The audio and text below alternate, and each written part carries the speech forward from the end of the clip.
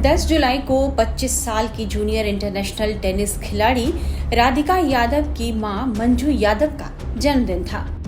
लेकिन मां को बुखार था, इसलिए राधिका ही किचन में मां के लिए नाश्ता तैयार कर रही थी और जन्मदिन की तैयारी कर रही थी। लेकिन मां के जन्मदिन के दिन ही उनकी बेटी की हत्या ने पूरे परिवार को हिला कर रख दिया है। मां के जन्मदिन की खुशी बेटी की हत्या के मातम में बदल गई। राधिका यादव मर्डर केस में राधिका के पिता ने एक ऐसा कदम उठा लिया जिसने सबको चौंका दिया है। पिता दीपक यादव ने ही अपनी होनहार और प्रतिभाशाली टेनिस प्लेयर बेटी की गोली मारकर हत्या कर दी।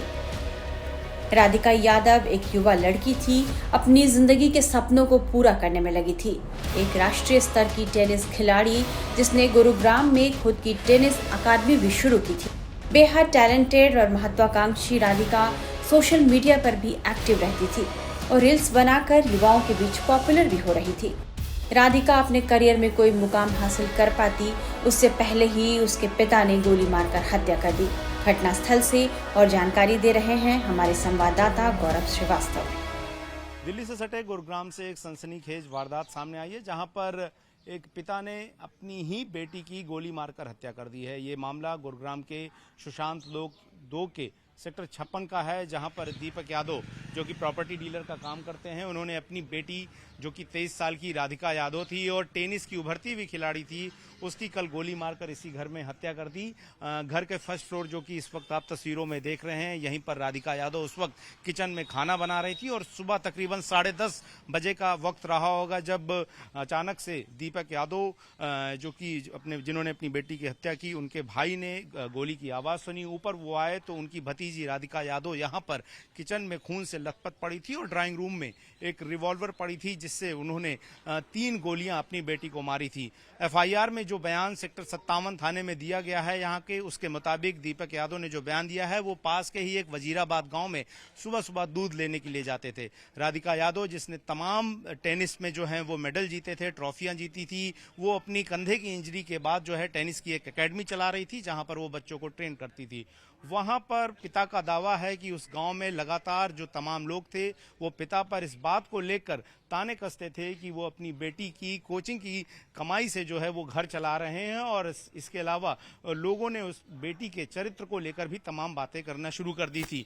एक दिन परेशान होकर लगातार जो है कल अपनी लाइसेंस रिवॉल्वर निकालकर अपनी बेटी जो कि किचन में मौजूद थी उस पर गोली से वार किया और 3 गोलियां लगने के बाद जो है वो राधिका यादव की मौत हो गई। उसे पास के अस्पताल में ले जाया गया। फिलहाल राधिका यादव के जो पिता हैं दीपक यादव, जिन्होंने उसकी हत्या की, उस पुलिस पूछताछ कर रही है, उसे कोर्ट में पेश करेगी। फिलहाल उसने अपना जो गुनाह है वो कबूल कर लिया, लेकिन घर में मौजूद अभी जो आप देखें तमाम लोग जो हैं वो यहाँ पर इकट्ठा हैं, घर के लोग तमाम मौजूद हैं। लेकिन लोगों के लिए बड़ा हैरान करने वाला है, क्योंकि राधिका यादव ने जिस तरीके से लगातार हरियाणा ही नहीं देश और विदेश स्तर पर भी लगातार टेनिस को लेकर अपना परचम लहराया था, और इसके अलावा वो लगातार सोशल मीडिया पर और इसके अलावा एल्बम्स में भी दिखाई देती थी और एक महत्वाकांक्षी लड़की थी। लेकिन सिर्फ एक पिता के आपा खो देने और पिता के एक मेल ईगो की वजह से और समाज की तमाम फप्तियों के दबाव में आकर एक पिता ने अपनी ही बेटी की हत्या कर दी। प्रारंभिक पूछताछ में आरोपी ने यह बताया है कि वह बेटी के बार बार सोशल मीडिया रील बनाने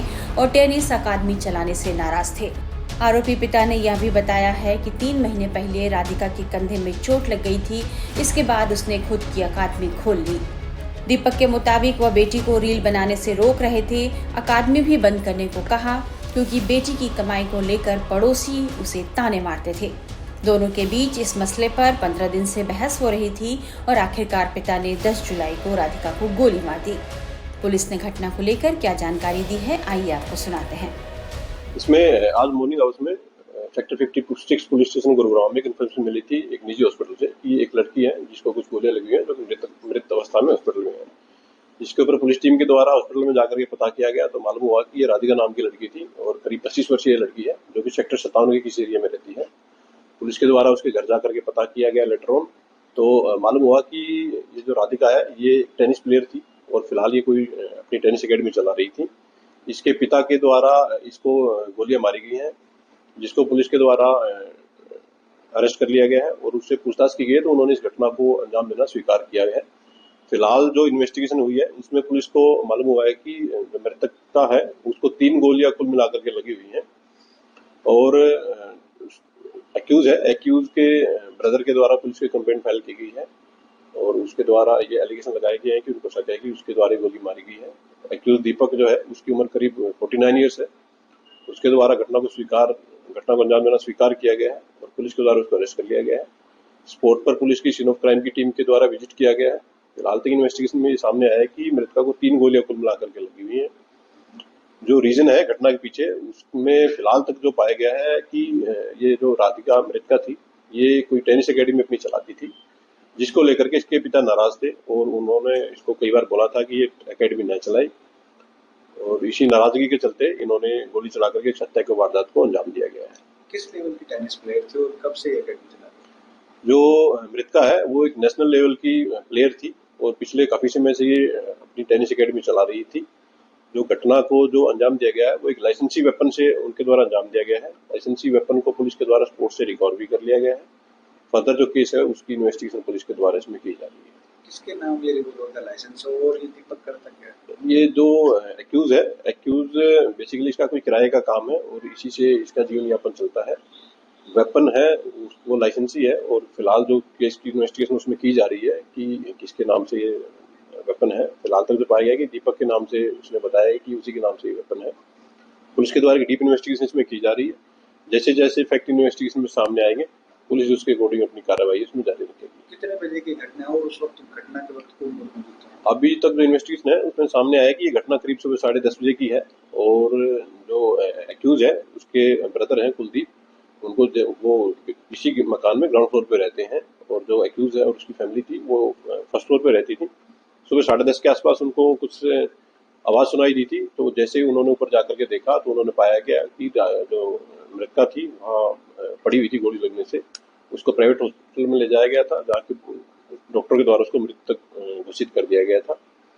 एक्यूज को पुलिस के द्वारा अरेस्ट कर लिया गया। फर्दर जो केस की इन्वेस्टिगेशन वो पुलिस के द्वारा इसमें की जा रही है। वहीं इस मामले में इनामुल हक नाम के एक शख्स का भी नाम बार बार सामने आ रहा है। बताया जा रहा है कि राधिका यादव ने हाल ही में एक वीडियो एल्बम शूट कराया था जिसमें इनामुल हक ने एक्टर के तौर पर काम किया था। ऐसे में अब शक की सुई इनामुल हक की तरफ भी घूम रही है। राधिका और इनामुल हक का एक वीडियो सोशल मीडिया पर वायरल है। बताया जा रहा है कि यह वीडियो दीपक को पसंद नहीं आया था क्योंकि वीडियो को लेकर ही लोगों ने बातें बनानी शुरू कर दी थी।